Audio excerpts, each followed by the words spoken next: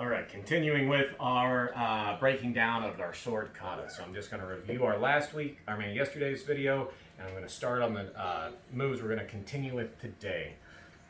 So we're beginning with our 6, lunge, 5, recover, closing the door, coming into our J-stroke, lunge, 7, recover. That's where we left off. Now we're adding 2 more with a oblique movement, stepping to my left, adjusting towards that angle. I'm going to enter a snake bite technique. I'm going to readjust so you can get a good view of this. Snake bite technique where we advance forward, always step in before you begin your moves. We step in coming around our opponent's blade, guarding against the potential disengage. Lunge, hit the leg. 3, recover, and I'm going to have to adjust again. After the lunge, 3, recover with a cross back. Now, right oblique movement, back to facing forward. We're going to do a bind in 6, so stepping in, catching our opponent's blade in 6, we begin the extension. So, 6, extend, lunge. Now we're going to recover with a 2-7 defense. So I begin my first parry coming to a 2, 7, and make sure you got room when you're doing this. With a cross back, I do my 2-7 defense to my unguarded position. So, I'm going to skip the first 2 and just go straight into the additional moves we're going over because I already covered the last ones in the last video. So again, you finish after the J-stroke, lunge, 7, recover, right? And then we begin our left oblique movement to face at our diagonal. Then we're going to advance in. And as we do, my sword is going to come around my opponent's blade.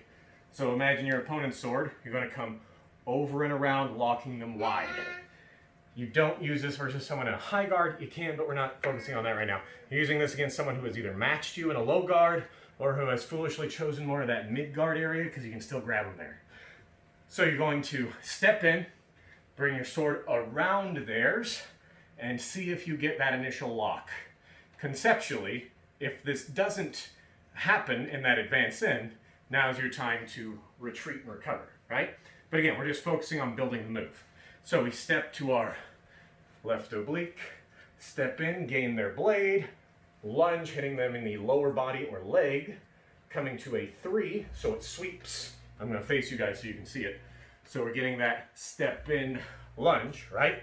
Now we're recovering to a 3, so my blade sweeps through my entire center arc, guarding a strong wall of steel on my strong side, and then I cross back recover. So from my lunge, I recover with a cross back to a reset position. Now you're going to be at this diagonal angle when you recover. So then we take a right oblique movement, stepping to the right, back on our center line. And we're going to do a bind in 6. So we're going to use our parry 6, right? Parry 6 to generate a bind movement. And I've covered this in other videos. I can put a link to that in the description for you. But we're going to be going over our bind in 6.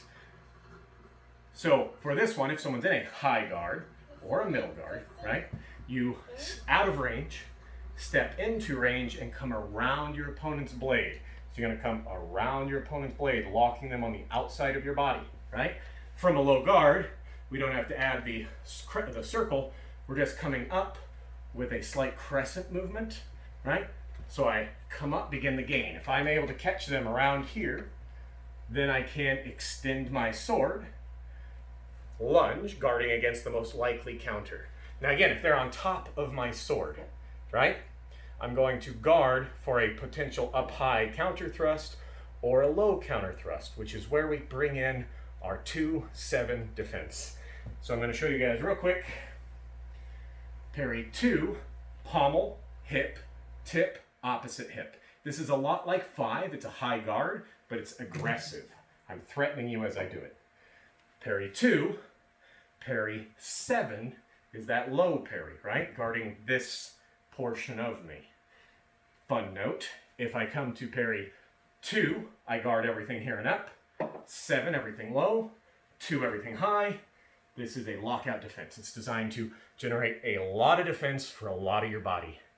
So it's a good one to practice. That's another move set straight out of the Black Tiger manual.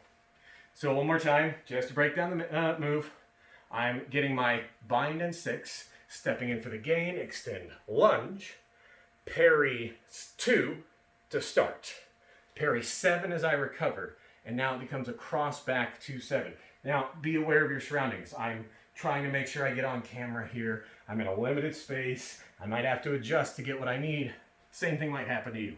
So be aware of this. Don't trip over some obstacle in your training area. Try to clear the area or find a better place to practice than my living room, which is the best place I can record it. So, from the bind in 6, right? Parry 2, parry 7, cross back, 2-7. So we're crossing back with a 2-7, 2-7, 2-7. And you should have about, from that lunge, 2-7, 2-7. Should transition through the entire thing at least twice. Got it? That's as far as we're taking it today. That's as far as we're taking it today. So right now we're going to focus on just the second part. Then we'll incorporate the first part and put it all together to get a feel for up to this point. So, one more time. We've just finished our J-stroke to our recover, right? So from here, we have our left oblique movement, stepping in for the snake bite, 3, cross back, recover, right oblique. Now our bind in 6, stepping in for the gain, bind in 6, 2-7, 2-7. That's the update. Now let's put it all together from the beginning. See if I got the right amount of room here for it. All right, nice and slow. Don't worry about speed here. The speed will come as you master these movements slowly. And I'm telling you right now, if you want something that's going to help build muscle, build sword theory, and build some cardio, when I got finished practicing this for my demo video thing, I was like, nice and sweaty. So it'll definitely work for you. Or I mean, hopefully it'll work for you. All right, here it goes. So,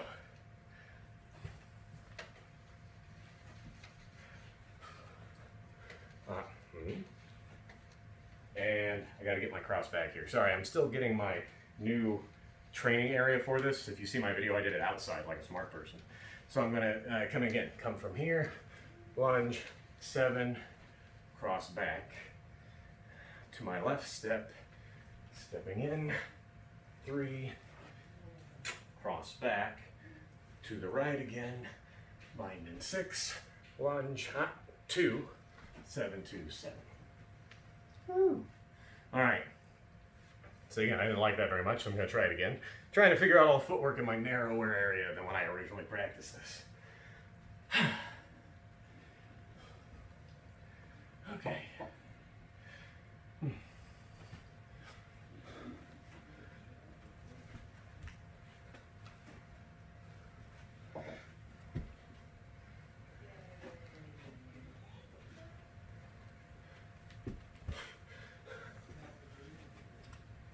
That's the movement. That's the way you want to pull it off there.